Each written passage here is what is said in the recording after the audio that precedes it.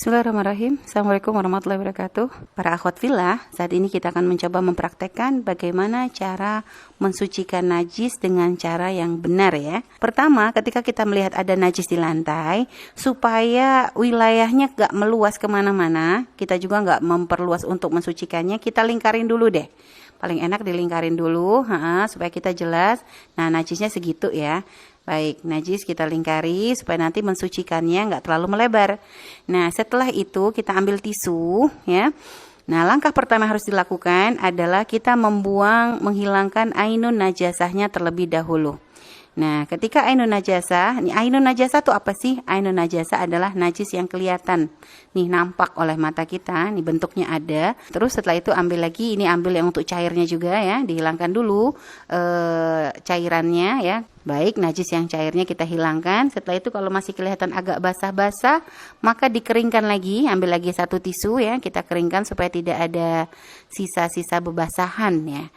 Nah, ini kadang ya, najis yang menempel di lantai ini ada kadang begitu dihilangkan dia udah nggak ada bau, nggak ada, karena bentuk yang disebut ainun najasa nggak cuma bentuknya, tapi ada rasa, ada warna, ada baunya. Nah, biasanya gitu ya, ada beberapa najis yang baunya tuh kuat banget ya. Mungkin para akhwat juga tahu gitu ya, ada kotoran ayam itu beda-beda. Ada yang kadang nggak ada baunya, ada yang kadang bau banget gitu ya. Maka ini kita harus bisa memperkirakan ya. Jadi ketika ini kalau sudah warna, kan tadi ainun najasa tuh ada bentuk juga ya. Terus ada warna, ada rasa, ada bau.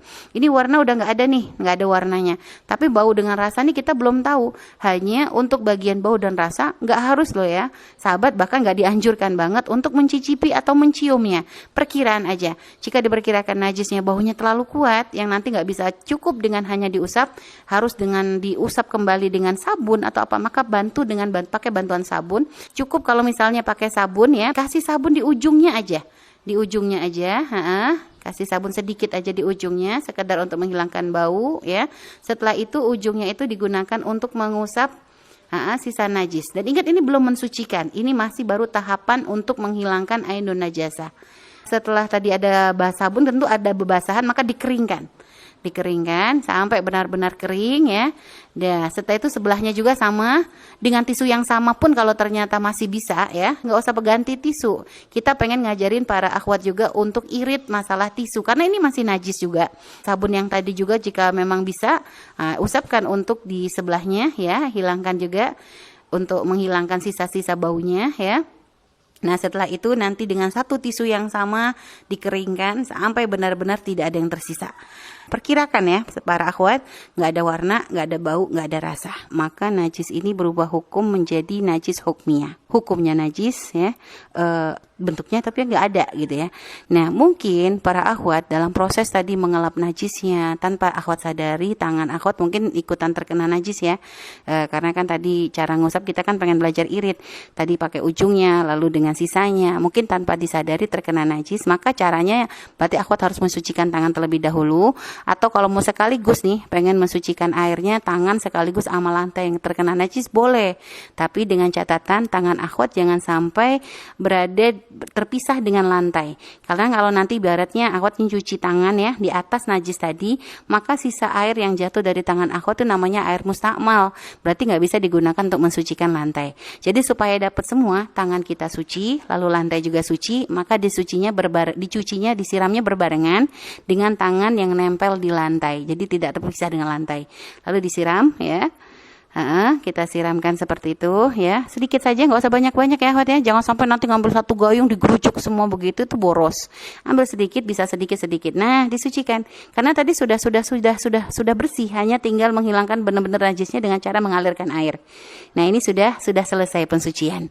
Begitu juga nanti di sebelahnya sama juga caranya. Nah, ini karena tangan tadi udah suci nih, berarti kita posisi langsung siram aja ke tempat yang ada najisnya tadi ya, sedikit segitu, lalu diratakan ke ke sisanya. Nah, lihat, dikit banget. Yang penting airnya bisa dialirkan, bisa diratakan ke tempat yang terkena najis, itu sudah cukup. Nggak harus airnya tuh langsung disiram banyak-banyak ke semuanya, nggak. Cukup taruh di tengah, nanti setelah itu diratakan ke sisa-sisa dari tempat yang memang kita yakini ada najisnya. Nah, ini sudah proses pensucian, sudah beres. Tinggal sekarang ada kita pengen mengeringkan ya, karena di lantai supaya nggak licin, biar anak-anak nggak jatuh. Boleh kita keringkan pakai tisu, boleh pakai handuk, boleh pakai keset, boleh. Nah, ini sekarang yang kami gunakan nih keset nih, bentuknya kayak handuk begitu ya, jadi nyerap banget sama air. Ini kami gunakan untuk mencuci, untuk mengeringkan lantai yang basah. Nah, oke, sekalian aja sama spidolnya diilangin ya, supaya nanti nggak ada bekasnya. Nah, kalau sudah seperti ini, sudah suci, lantai sudah suci, gampang banget ya para akhwat ya. Dan juga untuk kesetnya, ini keset jangan dianggap langsung kesetnya jadi najis, nggak boleh dipakai. Enggak, kesetnya suci. Karena tadi air yang digunakan untuk mensucikan najis hukmiyah, itu tidak berubah menjadi air mutanajis. Tapi ketika terpisah dari lantainya, hukum air itu menjadi hukum air mustakmal.